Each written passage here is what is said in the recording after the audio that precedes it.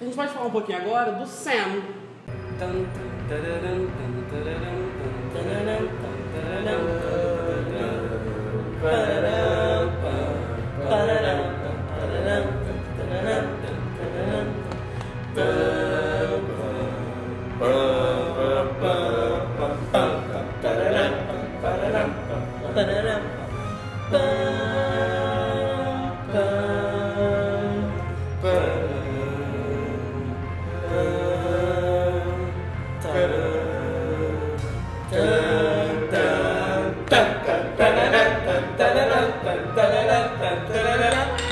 Então o fofuchinho mais fofo de Westeros chega na Cidadela. Aí é um take muito legal, e é muito legal da gente falar, porque quando ele chega, mostra a cidade, a Cidadela. E aí, qual é a parte mais interessante? Qual é a parte mais legal disso? Que a gente tomou um susto, acho que todo mundo ficou um pouco surpreso, é porque aquilo, para um último episódio, gasta dinheiro. Bastante, né? Aquilo é caro, aquilo não tá ali por acaso. O que leva a gente a algumas previsões pro nosso fofuchinho. É uma cidade nova, né? Old Town, onde fica a Citadel, que é onde os Maesters se formam. Né? Exatamente. E é também uma coisa que vai conjugar bem com uma cena que vai ter pra frente, que é quando o Sam tá chegando, a gente vê saindo as White Ravens, né? É, as gralhas. Gralhas. Significa que o inverno chegou, né? Winter has come. Então, winter was coming, winter has come. O inverno finalmente chegou e o Ned Stark, como brinco de Jon Snow, estava certo, né? Então, os Maesters são responsáveis por informar as seasons, as estações do ano. É legal também porque esse take, primeiro do Sam, que ele tá com a Gilly, com aquele bebê, dá também pra você perceber ele carregando a espada, que é a espada valeriana. Como a Amanda mesmo falou antes, nada que aparece no seriado é por acaso. Cada take tem... Cada take é porque é dinheiro, é tempo que eles poderiam estar fazendo uma coisa mais interessante, se não fosse interessante. E aí a gente tem um take até longo do Sam entrando na biblioteca, né? Na biblioteca lá, um take lindo, uma biblioteca dos sonhos, que tem inclusive no teto pendurado aqueles globos que aparecem na abertura do seriado. E o que o Sam vai fazer a partir de então? Por que ele foi pra lá? Qual que vai ser o papel dele a partir disso? Nos livros, o Sam ele pede pro Jon Snow para ser enviado para virar Maester. O que seria um Maester? Bons Maesters, eles são pessoas que se focam em se formar em habilidades específicas de conhecimento, né? Então, para cada vez que você conclui o seu estudo em uma determinada área, você recebe um elo da corrente que eles carregam. O Sam até passa pelas correntes, né, quando ele está entrando na biblioteca. O Sam tem tudo para ser um dos personagens principais ali na guerra. Eu acho que esses takes que deram, esses momentos que eles deram pro último episódio, que é um episódio que a gente sabia que ia vir muita coisa, acho que esse take do Sam é uma dica para que ele vai contribuir muito com a batalha com os outros, né? Como a gente já tinha mencionado, o Jon Snow e a Sansa Stark estão no Winterfell finalmente. Eles reconquistaram o Winterfell. E na abertura ali aparece em Winterfell o símbolo Stark que não aparecia desde o início da temporada. Eu nem lembrava. E a primeira cena do Jon é ele no salão, né? Você vai lembrar lá do primeiro livro, onde ele está descrevendo as vantagens e a decepção também meio implícita dele nunca ficar perante todo mundo na mesa de frente ali do salão. Como Snow, ele fica ali com o plebeu, né? Com a galera. No livro, no primeiro capítulo do Jon, ele vai exaltar isso, né? Sabe ele quem? Uncle Benjamin. E ele pode tomar vinho, que ele pode ficar bêbado, ele dá comida pro Ghost lá debaixo da mesa. E aí a gente vai na primeira cena dele nesse episódio, ter ele reclamando, né, na verdade, com a Melisandre, que ele gostaria de estar na mesa dos Stark. Porque aí a gente fala um pouquinho do Davos, que tá com ele. O Davos. Que é foda. Ele é foda, um dos melhores atores. Cara, esqueci o nome do ator agora, a gente pode... A gente coloca aqui depois em algum lugar. A gente coloca depois. Mas uma das melhores atuações da temporada e desse episódio, com certeza. E tem essa interação Davos e Melisandre, né? A Melisandre, ela queimou a filha do Stannis como um sacrifício ao Lord of Light, porque o exército deles estava morrendo em batalha e eles precisavam fazer um sacrifício para que eles vencessem. O Davos, ele tinha uma relação muito legal com a Shireen, que era a filha do Stannis, E como ela morre, ele nunca sabe o que aconteceu com ela, né?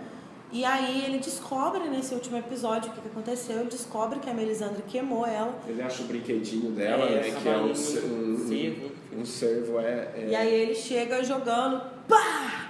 A atuação dele é incrível por causa disso. Você vê que ele tá totalmente derrotado, ele chegou no fundo do poço.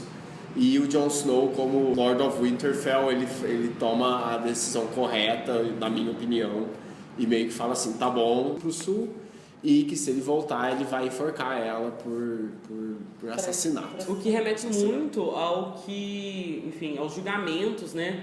Ou às decisões que os Starks tomam, que é sempre nessa... Que é como começa, inclusive, o livro, né? Sim. O primeiro capítulo de personagens centrais é o capítulo do Bronn, em que ele tá indo para uma degola, né? Ele tá indo pro pai dele executar um cara da Patrulha da Noite. E a Ned, ele fala sobre como que é difícil essas decisões, mas que elas têm que ser tomadas. E aí isso vai ligar justamente nesse último episódio aí com o Jon. Os Starks são muito lembrados pela nobreza, né? E também muito legal como o Davos reage. Ele decide não confrontar o Jon Snow e fala, olha, vaza, mas se você voltar eu mato você eu mesmo, né? É bem bacana. Bom, e aí a gente vai ter aí também nessa cena, nessa parte do Jon, quando tá focado no Jon, ele conversando com a Sansa, aquilo que a gente falou antes, né, dela falando Winter is here, então o inverno chegou, o inverno tá aqui, eu recebi um corvo branco lá da Citadel, então é isso que indica o que aconteceu.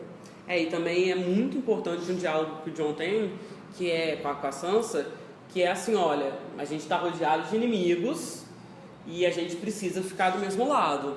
E eu acho que a presença do Littlefinger ali, eu acho que, né... Tinha que matar esse Littlefinger, pelo amor de Deus.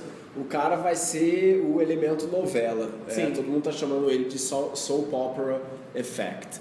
É o efeito novela no seriado, porque ele sempre vai ter um drama. Enquanto esse cara estiver lá no norte, ou mesmo quando ele estiver vivo, na minha opinião, ele vai complicar as coisas pra Sansa. Ele vai tentar colocar a Sansa contra o Jon Snow. Sim. E se a Sansa continuar sendo a personagem antiga dela, do seriado, ela vai cair na artimanha dele. Se ela for realmente uma personagem que eles desejarem desenvolver, como eu espero que seja, ela deve até viver esse trauma, mas eu acho que ela deve chegar no final da temporada parceira do Jon Snow. Sim. Pra quem não lembra, o Littlefinger ele era apaixonado pela Cat, que é a mãe da Sansa.